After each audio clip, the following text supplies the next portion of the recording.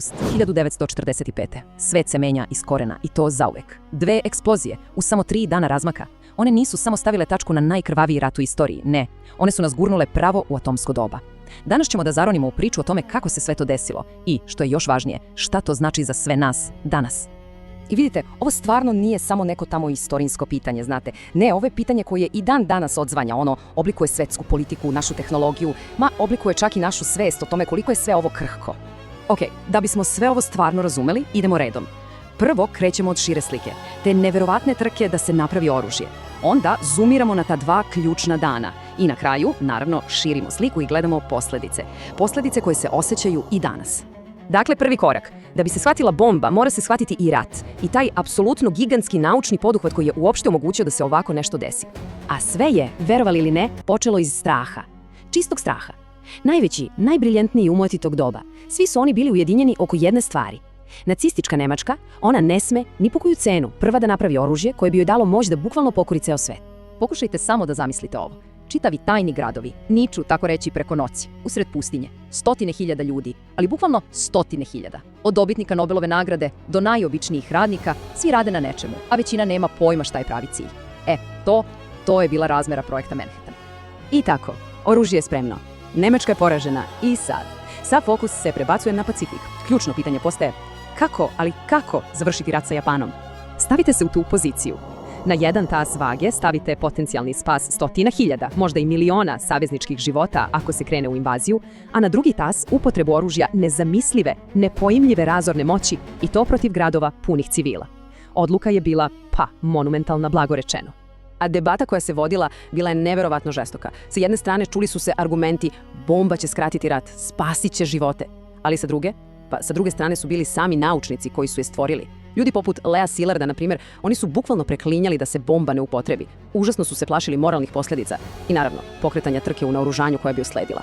I onda stiže ultimatum. Saveznici su bili jasni, ali odgovor Japana, barem onaj javni, protumačen je kao jasno ne. I time, nažalost, kocka bila bačena. U redu, a sada idemo na sam događaj. Fokusirajmo se na taj prvi razorni udar. Zamislite scenu. Mirno jutro u Hirošimi. Grad je do tog trenutka bio uglavnom pošteđen najgorih strahota rata. Ljudi idu na posao, deca u školu, jedan sasvim običan dan. Niko, ali apsolutno niko, nije ni slutio da će se za samo par trenutaka njihov ceo svet, sve što znaju, pretvoriti u pravi pakao na zemlji. U jednom jedinom, zaslepljujućem blesku, 10.000 života je prosto zbrisano. Nestalo.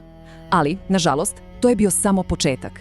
Jer posle vatre i udara došao je nevidljivi ubica, radijacija. Ona je nastavila da ubija. Tiho, polako, nedeljama, mesecima, čak i godinama nakon eksplozije. Znate, greška je misliti o ovome kao o samo jednoj eksploziji. Ne.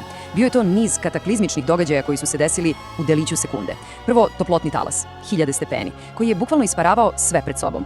Onda, udarni talas koji je sravnio grad sa zemljom. I kao da to nije dovoljno, na kraju smrtonosna crna radioaktivna kiša koja je počela da pada sa neba.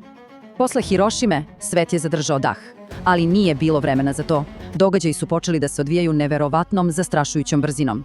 Ceo svet je bio u potpunom šoku, ali mašinerija se nije zaustavljala. Događaji su se ređali vrtoglavom brzinom. Zamislite samo taj period. U razmaku od samo 9 dana bačene su 2 atomske bombe, Sovjetski savez je objavio rat Japanu i na kraju Japan se predao. 9 dana. To je bila nedelja koja je doslovno preoblikovala čitav 20. vek. A onda sudbina ili slučaj odigra svoju ulogu. Primarna meta, grad Kokura, bila je potpuno porekrivena oblacima.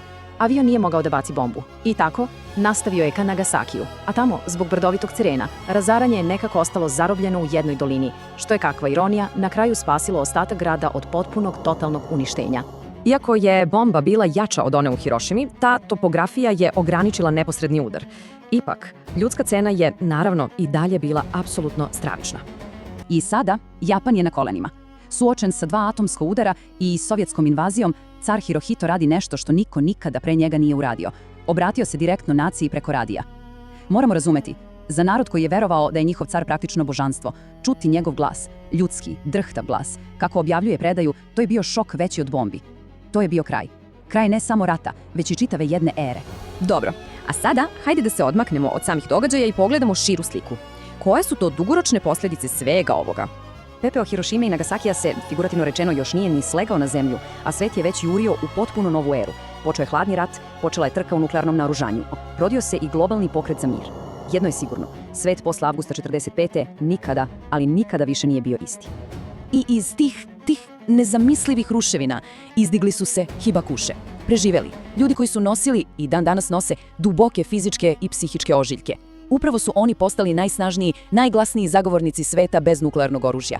Oni su živi spomenici, podsjetnici na to koliku cenu čovečanstvo plaća kada oslobodi moć koju ne može da kontroliše. I tim se zapravo vraćamo na ono naše pitanje sa samog početka. Duh je pušten iz boce toga avgusta 1945. godine. I dok svet i dalje živi u senci nuklearnog oblaka, nasleđe Hirošime i Nagasakija postavlja jedno večno pitanje. Pitanje za sve nas. Da li smo išta naučili iz svega ovoga? Ili samo čekamo da se lekcija ponovi?